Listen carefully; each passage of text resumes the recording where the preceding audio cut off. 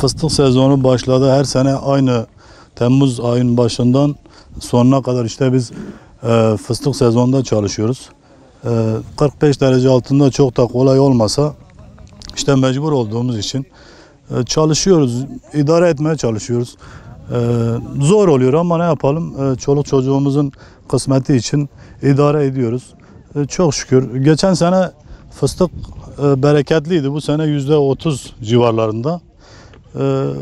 Geçen sene bir ay çalıştık. Bu sene herhalde ortalama 15 gün falan çalışacağız.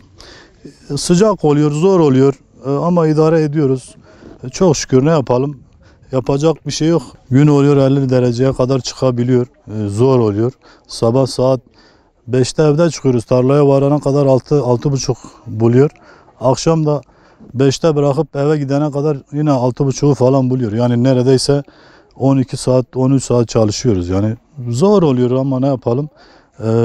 Yevmiye olarak geçen sene 90 liraydı. Bu sene 100 lira. Nakliye hariç. Sana söyleyeyim, hani işte maddi durum sıkıntısı falanmış, işte mecbur çalışıyoruz, işte 45 derece altındayız, çok sıcak, yani sabah saat 5'te falan kalkıyoruz, 5'te de bırakıyoruz. Yani yol, yani Urfa'dan ta geliyoruz buraya Nizip'e çalışmaya. Ekmek parası işte, yorgunuz falan işte. Yani çalışmazsak olmuyor, yani para yönme yani bir de az, yani bizim orada iş olmadığı için mecburen işte buraya geliyoruz. Yönmeye bildiğim kadarıyla 80 civarı bir şey yani.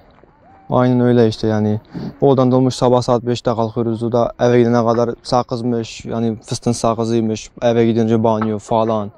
Yani bitmiyor bence yani. Çok zor yani. Bir de çok sıcak, yani güneş altında çalışıyoruz. Herhangi bir gölge yok falan işte. Yani çok sıcak, hani aşırı derece çok sıcak. Hani şu an 50 derece civarı bir şey var yani. Yani maddi durum sıkıntısı falan, çalışmasak gerilimimiz yok hani. Zaten okullarda pandemi döneminde kapandı, yani okullarda falan da yok. Onun için mecburen çalışıyoruz işte. Ekmek parası. Yani sabah geliyoruz, akşam gidiyoruz. Hava çok sıcak. Ailemize destek olmaya çalışıyoruz. Okula gidiyorum. Arkadaşlarım tatilde, ben burada çalışıyorum. Öyle hava çok sıcak yani. Arkadaşlarımızı da görüyorsunuz. Öyle hava çok sıcak yani. Bir de yapışkanlıdır, çok zor oluyor. Günde 12-13 saat çalışıyoruz yani. Sabah 5'te gelip akşam 5'te gidiyoruz öyle. Yani fıstık toplamak da biraz zor. Başka işlere de geliyoruz. Fıstık daha bir zor. Yapışkanlıdır o yüzden. Çadırları kaldırıyoruz, merdivenleri kaldırıyoruz. Ondan sonra yapışkanlıdır, ağaçlara çıkıyoruz. Tehlikeli oluyor mu? Evet, ağaçlar bazen çürük kırılıyor. Sabah 5'te kalkıyoruz, buraya geliyoruz. İkindi de saat 5'te gidiyoruz eve. Öyle sıcak. De babama destek oluyoruz yani. Herkes tatilde, biz de buradayız. Sakız işte, terliyoruz.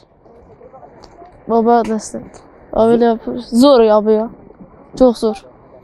Terimiz çok geliyor, sinek var. Ya yapışık şeyler var.